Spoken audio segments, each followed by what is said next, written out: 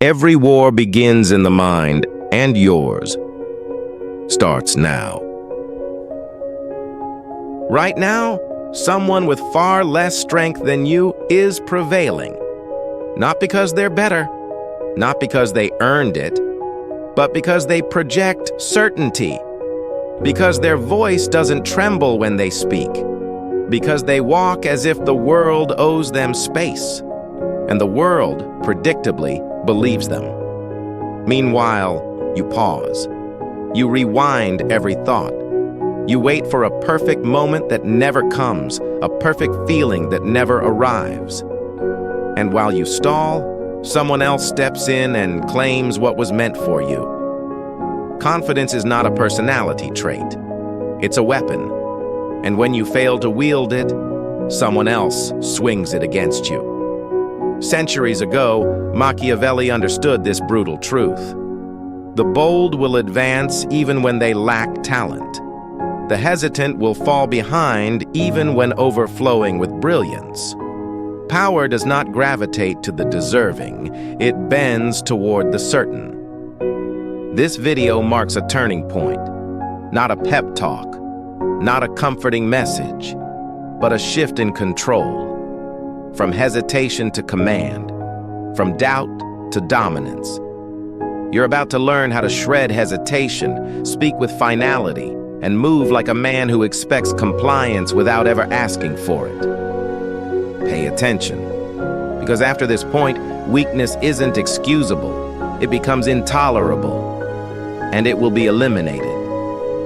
You weren't born uncertain, you were conditioned into it.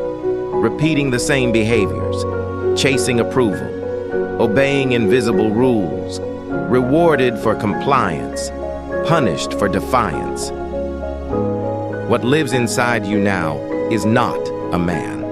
It's a servant, a creature trained to please, to bow, to fear judgment, a tame dog disguised as a human, waiting for someone else to grant permission.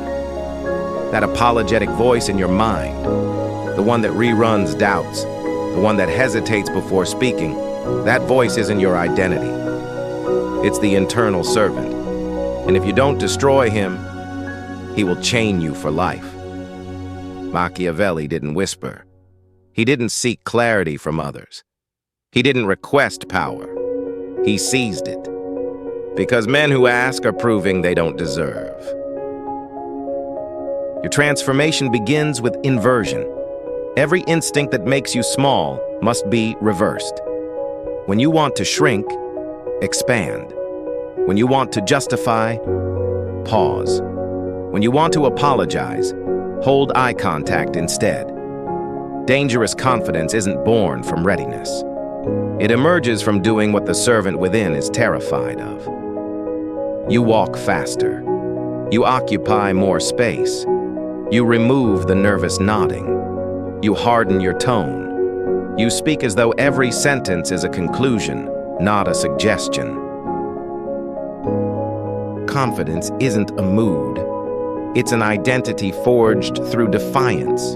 Defiance against the obedient version of yourself still begging for approval. So here is your first principle. If something makes you small, eliminate it. If something produces hesitation, confront it. If something weakens you, reject it. If something seeks to be liked, mock it. The world will parade the virtues of kindness, politeness, and niceness.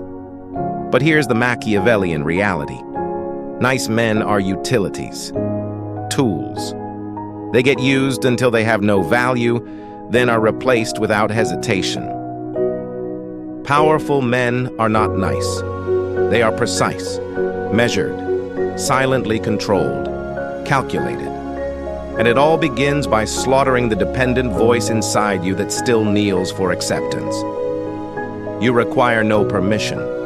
You require no validation. You need one thing only: the willingness to become feared, not by others, but by the weaker version of yourself. When the servant dies, the ruler awakens. Powerful men don't announce their presence loudly. They enter with weight, with gravity, not through speech, but through stillness. Through a stare that questions nothing but reveals everything. You don't need to be recognized. You don't need to be adored. You simply need the environment to shift the moment you step into it. That is how a man moves when the room belongs to him, because he behaves as if it always has. In royal courts, Machiavelli understood this deeply. The throne didn't always hold the true ruler. Sometimes it was the silent man leaning in the shadows. When he finally spoke, the entire hall froze. Silence is dominance. Talking isn't power. It's vulnerability. Words reveal your strategy, your fear, your desire. But silence conceals everything. When you enter a room, you do not scan for approval. You do not seek acknowledgement. You observe. You absorb. You allow everyone else to reveal their desperation while you remain unreadable. Your posture speaks before your mouth ever opens. You move slowly, not from uncertainty, but from supreme control. Predators don't sprint until it's time to strike. Until then, they wait. Calm, unmoved, ready. Most men rush through life, rushing conversations, interrupting, talking too fast, trying desperately to be seen, to be liked, to be validated. All because they're trapped under someone else's judgment.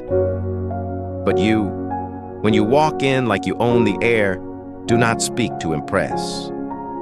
You speak to finalize. Every sentence is a period, not a question. Every word lands like a decision. People listen differently. They align themselves to you. And when others speak, you don't compete. You wait. They reveal their fears first, their insecurities, their weaknesses.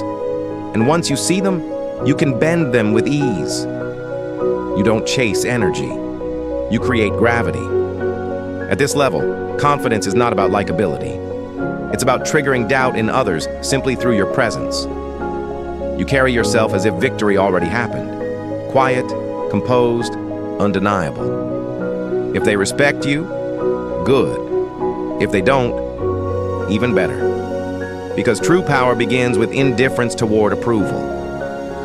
And if the room didn't belong to you when you walked in, by the time you leave, they'll remember it differently. Not because you demanded respect, but because you never needed to. Words are weapons, but most men handle them like they're asking for permission to exist. You recognize them instantly. The rising tone that begs for reassurance, the nervous chuckle, the endless, I think maybe and I'm not sure. They speak as though they're apologizing for taking up space. That is not communication. That is self-erasure. Machiavelli taught the truth plainly. Power is not only in what you say, but in how you say it. When you speak with certainty, people don't analyze your logic. They surrender to the weight of your conviction. Humans are emotional creatures. They do not follow accuracy. They follow authority. If you sound sure, they believe you. If you hesitate, they dismiss you. So what does a Machiavellian voice sound like? It is slow, calm, deliberate, final. You speak as though your words end the discussion rather than invite it. Even in a room of experts, if you sound like the decision, they adjust to you. Rule 1. Speak like the conclusion, not the introduction. And understand this. Respect rarely comes from speaking often. The more you say, the more ammunition you give others to decode you, challenge you, or lose fear of you. So you speak less. And when you do, you eliminate softness entirely. No fillers, no disclaimers, no apologies, no just saying, no I could be wrong, no I don't know if this makes sense. Those are escape routes for the weak. Burn every one of them. Say what you mean, and let the silence that follows do the rest. Silence after a strong statement is a battlefield. Most will never challenge it. Your tone is your real message. The words are simply the surface. Your grounded, unwavering tone tells people exactly where you stand in the hierarchy. If you want to rise, lower your pitch. Slow your rhythm. Remove the nervous energy. Sounds like someone who owns his direction. You don't win conversations by raising your voice. You win by speaking like your words are non-negotiable. This is how rulers speak, how commanders speak, how kings in exile speak before reclaiming their thrones. If someone challenges you, you don't debate. You redirect. No defending, no explaining, no justifying. Simply say, "I disagree," or "That's incorrect." Then move on. Your reality is not up for negotiation. That is how you command a room without raising your volume, through gravity, not noise. Confidence is not loud. It is heavy. But here's the reality. Presence and speech are only half of dominance. The other half is internal. Because if someone can emotionally provoke you with a single sentence, you are not powerful. You are exposed. Many men master the external theater, posture, tone, movement. But inside, they remain fragile. A small insult breaks them. A compliment melts them. A moment of silence unravels them. You cannot be powerful until your emotions no longer belong to others. This internal war begins with identity reconstruction.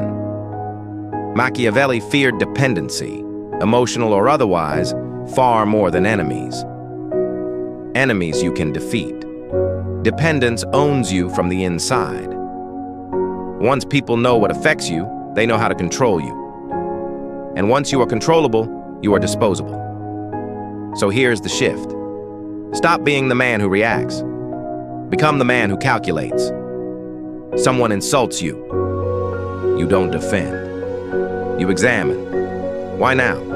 What are they angled toward? What insecurity are they revealing? Someone praises you. You don't soften. You analyze the incentive behind the compliment. Someone ignores you. You don't chase. You become colder. Silence becomes your ally, not your wound. This is psychological invulnerability. Not emotionlessness, just emotional discipline. You feel everything, but act only when it supports your strategy. If someone tries to provoke you, you reveal nothing. Your mind is not a public market, it is a fortress. You decide who enters. Most men are painfully easy to manipulate. Tell them they're inadequate. They over-explain. Tell them they're impressive. They cling. Pull away. They beg. This is not power. This is programming. To break the programming, you must kill the desire to be understood. That is the virus at the root of your weakness. Explanation, validation, the desire to be seen. Burn it. Your mission is not to be understood. Your mission is to move the world around you, strategically, silently, precisely. Then kill the fear of rejection. A Machiavellian mind does not chase acceptance. It controls access. You don't want to be included. You want people to realize the cost of exclusion. And finally, kill the instinct to react emotionally. Anger becomes fuel. Insults become leverage. Doubt becomes silence that sharpens your edge. This is how powerful men are built. Not emotionless, undeniable. Once no one can move you emotionally, people can only watch you act with precision and wonder what you'll do next. Let the masses chase peace. You chase clarity and control. Because the world doesn't respond to feelings. It responds to projection, to certainty, to gravity. When your internal identity becomes unshakable, you become dangerous. Not because you're aggressive, but because you're unreachable. People will test you, praise you, ignore you, tempt you, but nothing shifts you. Eventually, they stop trying because they recognize the terrifying truth. You cannot be moved. This is the final transformation. Not posture, not speech, not image, but identity. ... You shape the room. You shape the rules. You shape the outcome. Rejection doesn't wound the powerful. It informs them. It reveals who misjudged your value. Rejection is never personal. It is positional. People reject what they assume they don't need. That's not an insult. It's intelligence. Now you know where they stand and where you stand above them. Step 1. Never show pain. The moment you react, they win. A Machiavellian mind doesn't panic when a door shuts. It makes the room colder. You weren't rejected. They were disqualified. Step 2. Withdraw your presence. Disappear without explanation. Your absence becomes a punishment sharper than any confrontation. Step 3. Rewrite the narrative. You weren't denied. You opted out of a small arena. Step 4. Convert rejection into elevation. Sharpen your image. Amplify your value. Become so undeniable that those who ignored you must explain themselves later. Step 5. Weaponize the comeback. Your return should be silent, sharp, and undeniable. No revenge, no anger, just success that stings by itself. Rejection wasn't a loss. It was redirection toward a stronger identity, one that doesn't beg, doesn't chase, doesn't hesitate. Now build in silence. Return is a force that cannot be dismissed.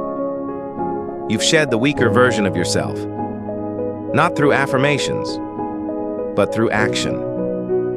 You didn't wait to feel powerful. You acted, and power followed. You transformed scarcity into strategy. You replaced approval chasing with presence. You no longer speak to be acknowledged.